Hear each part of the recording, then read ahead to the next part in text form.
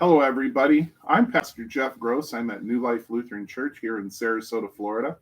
We are in the season of Advent. We're approaching the fourth Sunday of Advent. It's hard to believe. And as we come closer to Advent, we come closer into Advent, we come to the beginning of Christmas. And when we approach the beginning of Christmas, we discover we've been around it for a long time by now. We've seen Christmas decorations up for well over a month in many places. And it just reminds me about the nature of Christmas. The nature of Christmas, it's almost like you're two completely different things coexisting at the same time. There's the birth of Christ, and then there's all the other stuff surrounding it. And it's all the other stuff surrounding it part of Christmas that is what we see most frequently. For instance, if you want to go to our UTC mall here in Sarasota, Florida, you're going to be bombarded with lights, bombarded with wreaths, bombarded with decorations.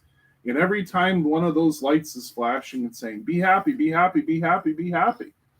And you'll see the Santa Clauses and the stockings and the reindeer and the snowmen, even though there's no snow to be found here. All of these other things that go with Christmas, above and beyond the story of Jesus and his birth.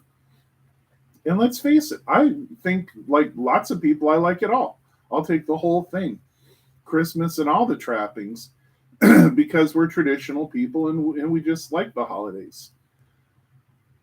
But as a pastor, I have to say, I'm reminded of the fact that during this time of the year, not everybody feels like decking the halls with boughs of holly. And there are times, and I have done it myself in congregations where I've served, where we actually created a very special kind of Christmas service for the people who are having a hard time. We called it Blue Christmas. I know what you're thinking. You're thinking of the Elvis Presley song, Blue Christmas. And you'd be right. In some ways, that title has been inspired by that song. But the realization is that life does happen around us in Christmas, and sometimes we lose our jobs, sometimes we lose our family, sometimes we go through some tough times that make it really hard for us to be surrounded by all the other stuff of Christmas. So how do we approach this from a pastoral level? Understanding that we want to celebrate the birth of Christ, but realize that Christmas can be painful for people who are having a hard time dealing with other things. I had a revelation as I was reading the story of Christmas. And that is, I imagined myself in Bethlehem 2,000 years ago. And I imagined what it would have been like to be Mary and Joseph, traveling from Nazareth to Bethlehem, not being able to find a place to stay, being 9 months pregnant, traveling not on roads, not in cars, but on donkeys. The horrible inconvenience of Christmas would have been something that Mary and Joseph would have had to deal with. But the fact that their people were living under the occupation of the Romans, under the thumb of a very ruthless king, King Herod, all of the events surrounding the birth of Christ during the time of Jesus were anything but jolly, were anything but merry. In fact, a little bit tragic. So the interesting thing I've discovered is if Christmas is the problem, Christmas is also the solution. The story of Christmas is a story that says, in spite of all of the things that are surrounding me, in spite of all of the obstacles in life that are making life difficult, God persisted and a miracle occurred.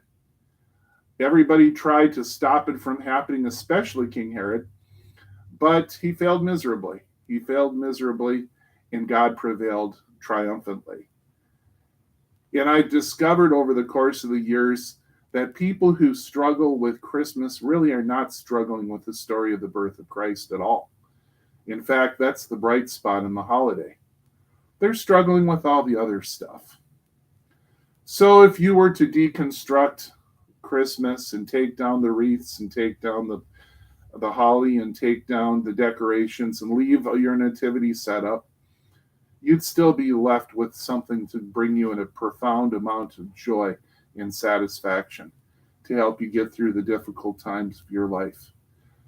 And I just wanted to remind you of the story that surrounded Jesus and how Jesus, even as an infant, was a wanted man.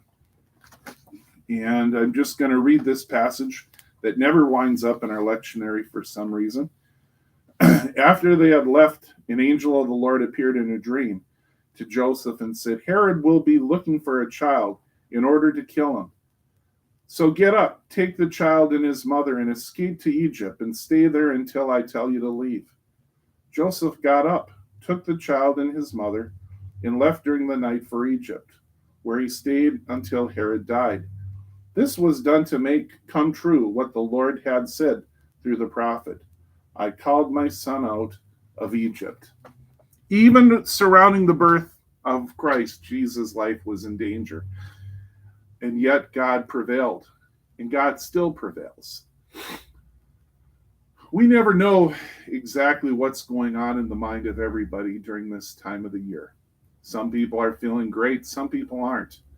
But one thing we do know for sure is that God still loves us.